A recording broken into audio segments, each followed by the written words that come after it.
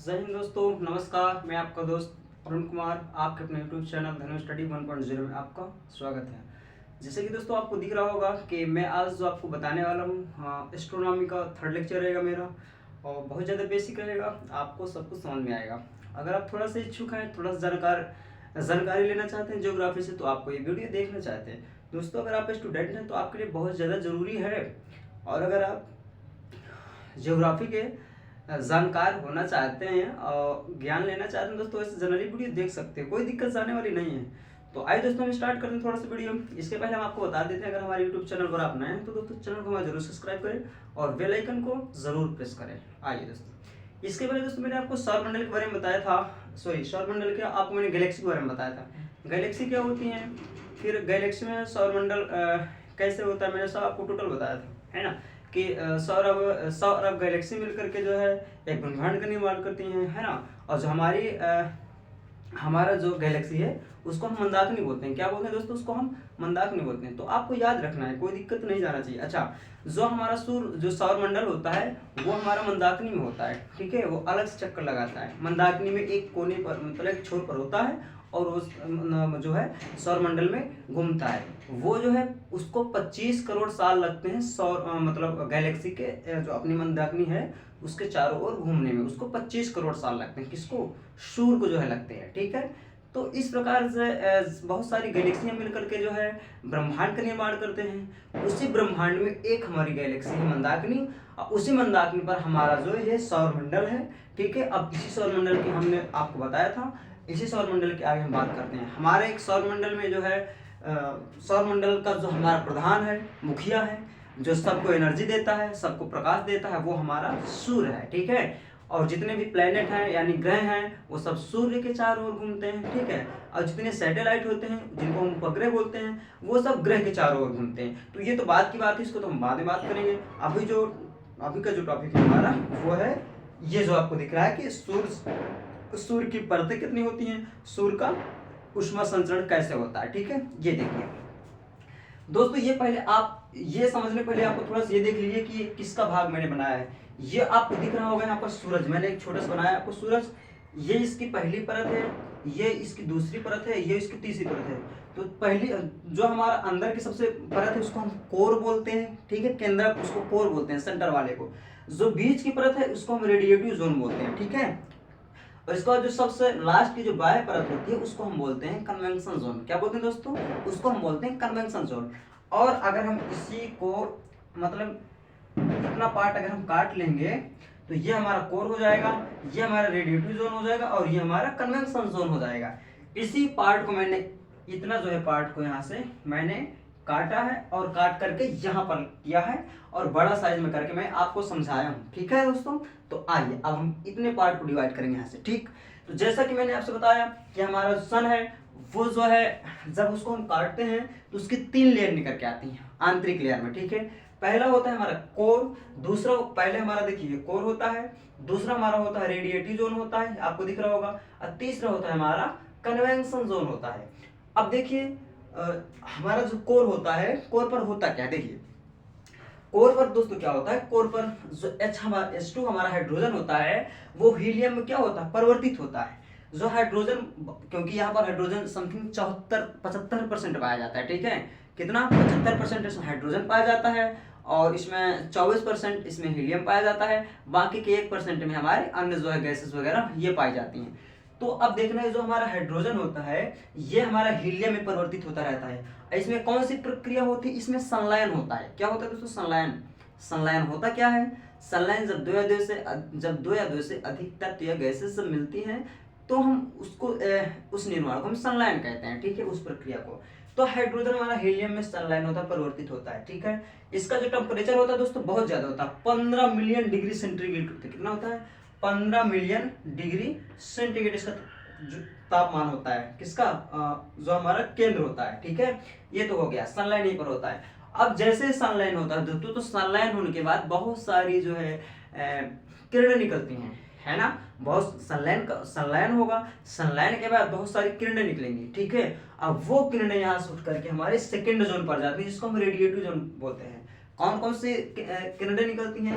X raise हो गया, gamma rays हो गया और फोटान वगैरह, ये जो है किरण यहाँ से निकलते रहते हैं। ये सब सनलाइन के बाद जो होता है ये उसका प्रोसेस होता है। सनलाइन के बाद जो निकलता है ये मतलब किरणें निकलती हैं। ये तो सेकंड जोन हो गया। पहले जोन में सनलाइन होता है, टेम्परेचर बहुत ज्यादा होता है। सेकंड जोन में जब इसका सनलाइन होने के बाद जो किरणें निकलती हैं वो सेकंड जोन से निकलना स्टार्ट होती हैं। एक्सरे हो गया, वाई रेज हो गया और फोटान हो गया, सेकंड रेज में होते हैं। दोस्तों आपको मालूम मैं ये वाला पार्ट है आपको पढ़ा रहा हूँ, ठीक है। सन का मैंने इतना पार्ट काटा है और काट कर मैं आपके सामने ड्रा कर दिया हूँ, ठीक है। अब देखिए सेकंड जोन हो गया। अब आते हैं थर्ड जोन में। थर्ड जोन आपको वैसे भी दिख रहा होगा कि ये दिख रहा है कन्वेंशन जोन। क्या दोस्तों, ये है आपका कन्वेंशन जोन। इसमें क्या होता है, हाइड्रोजन की बहुत सारी सेल बनी होती हैं। क्या होता है इसमें, हाइड्रोजन की बहुत सारी सेल बनी होती हैं जो अंदर की ओर क्या होती हैं, अंदर की ओर आपकी बड़ी साइज में होती हैं और जैसे बाहर चलते जाओगे तो छोटी हो जाएंगी। देखो अंदर की ओर देखो ये बड़ी साइज में है, फिर इसके बाहर ये छोटी साइज में है, फिर और छोटी साइज में, फिर और छोटी साइज में। यानी कहने का मतलब है कि ये हाइड्रोजन की जो सेल होती हैं बाहरी परत पर वो अंदर की ओर बड़ी होती हैं। जैसे ही आप बाहर की ओर निकलना स्टार्ट कर देते हो तो जो है वो आपकी छोटी होने लगती हैं। बहुत सारे हाइड्रोजन की सेल ऐसे पाई जाती हैं, ठीक है। बीच में कुछ गैप भी होता है, ठीक है, क्योंकि देखो अंदर की ओर बड़ी रहेंगी, बाहर छोटी रहेंगी तो कुछ मतलब बीच में स्पेस भी रहता है, ठीक है। अच्छा, अब जैसे सनलाइन होगा तो यहाँ से जो जो रेज निकलेंगी वो इन्हीं सेलों के बीच से इनको चीर करके निकलती हैं। जैसे कि ये हमारा दिख रहा है, ये यहाँ से ये हमारी किरण निकल रही है। हर सेल में देखो एक सेल ये हो गया, सेल ये हो गया, सेल ये हो गया, इससे भी इसी प्रकार किरणें निकलती हैं, ठीक है, और इससे भी इसी प्रकार किरणें निकलती हैं, ठीक है। लेकिन मैंने आपको समझाने के लिए सिर्फ एक ही सेल से मैंने आपको इसमें किरणें ड्रा किया है ताकि आपको अच्छी तरीके से समझ में आए। सबसे इसी प्रकार निकलती हैं, ठीक है। अच्छा, ये जो होता है हमारा प्लाज्मा अवस्था में होता है। क्यों? क्योंकि जिसका टेम्परेचर 6000 सेंटीग्रेड से अधिक होता है वो प्लाज्मा अवस्था में जाता है, ठीक है। प्लाज्मा अवस्था का मतलब चौथी अवस्था पदार्थ की हमारी होती है। इसका टेम्परेचर बहुत ज्यादा हाई होता है, ठीक है, आपको मालूम होना चाहिए। और कलर निर्धारण भी टेम्परेचर से, तापमान से ही होता है। अरे कलर का मतलब ये नहीं कि लाल गुलाबी, ये नहीं। कलर का मतलब जो ज्यादा ज्वलनशील रहेगा, तापमान ज्यादा रहेगा वो आपको नीला दिखेगा, जो थोड़ा उससे कम रहेगा वो सफेद दिखेगा, और थोड़ा सा कम रहेगा वो आपको लाल दिखेगा, ठीक है। तो ये कहने का मतलब है। तो जैसे यहाँ से ये किरण निकलती हैं दोस्तों, तो ये सौर ज्वाला के रूप में निकलती हैं। बहुत ज्यादा इनका टेम्परेचर होता है, ठीक है।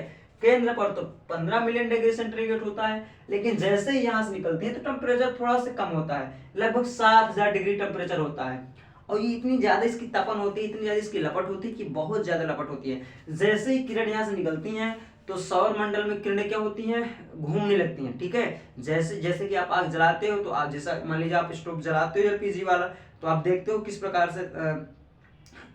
से जलने लगता है, चारों ओर फैलने लगता है। इसी प्रकार से इसका जो लावा है उसको हम बोलते हैं सौर ज्वाला बोलते हैं। क्या बोलते हैं? उसको हम बोलते हैं सौर ज्वाला। तो जैसे ही सौर ज्वाला निकलता है इसका टेम्परेचर होता है 7 डिग्री सेंटीग्रेड, ठीक है। और कुछ का 4 डिग्री सेंटीग्रेड भी होता है। तो हम 7 डिग्री टेम्परेचर का देख लेंगे। जिनका टेम्परेचर 60 डिग्री होता है दोस्तों, तो ये जो है सौर मंडल को चीर करके निकल जाती है, बहुत दूर तक चली जाती हैं, अन्य ग्रहों पर चली जाती हैं, ठीक है। अन्य ग्रहों पर जाती हैं, जैसे कि बुध मिलता है, शुक्र मिलता है, यहाँ पर भी जाती हैं, और हमारा पृथ्वी मिलता है। तो जो अन्य ग्रह हैं उन पर तो वायुमंडल पाया नहीं जाता, लेकिन जो हमारे पृथ्वी है, हमारे पृथ्वी पर वायुमंडल पाया जाता है। तो आइए दोस्तों हम थोड़ा देखते हैं। जैसे यहाँ से किरण निकलती है दोस्तों, और पृथ्वी के गुरुत्वाकर्षण के कारण ये जो है किरणों को अपनी ओर खींच लेता है। भाई देखो पृथ्वी भी है, इसका भी गुरुत्वाकर्षण होगा।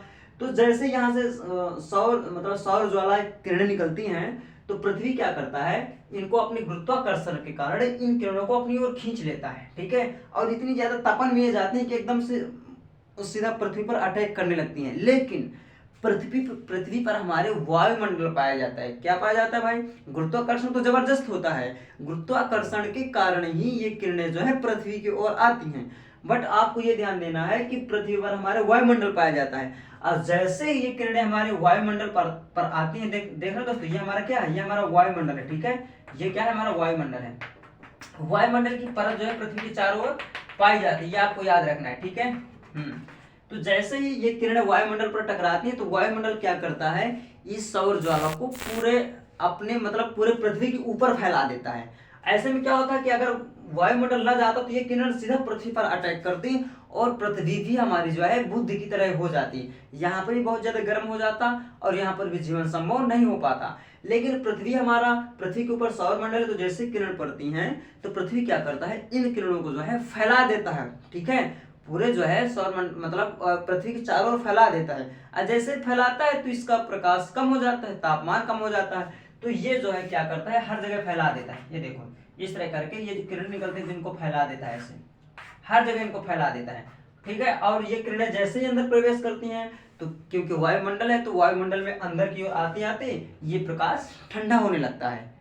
क्या होने दो, तो ये प्रकाश अंदर की ओर आते आते ठंडा होने लगता है, और जब पृथ्वी पर आता है तो इसका टेम्परेचर और भी कम हो जाता है। तभी देखते हो हमारे यहाँ जो धूप निकलती है उसका टेम्परेचर कम होता है। नहीं अगर वायुमंडल ना रहता ना तो हम ये जो आता है, ये किरणें जो आती हैं ये हमको बहुत सारा नुकसान दे सकती थी, बहुत सारा हमको जो है हानि दे सकती थी। ठीक है, अब देखते हैं यहाँ क्या होता है।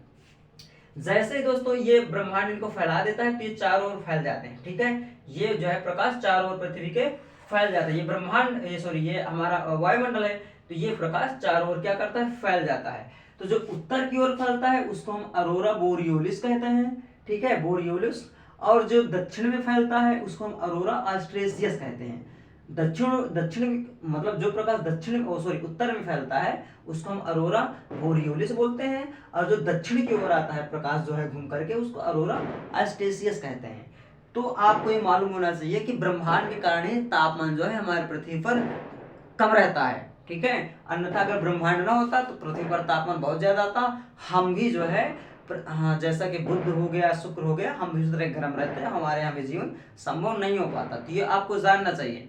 ठीक है, अब फिर ये प्रकाश पृथ्वी पर आता है। अच्छा, इसको टाइम कितना लगता है, अगर हम लगभग कहेंगे तो जो है वहां से इसको आने में 8 मिनट टाइम लगता है। सूर्य से पृथ्वी तक प्रकाश पाने में औसतन 8 मिनट ही जो है टाइम लगता है। ठीक है, तो ये जानकारी आपको दोस्तों थोड़ा सा होनी चाहिए इसके बारे में।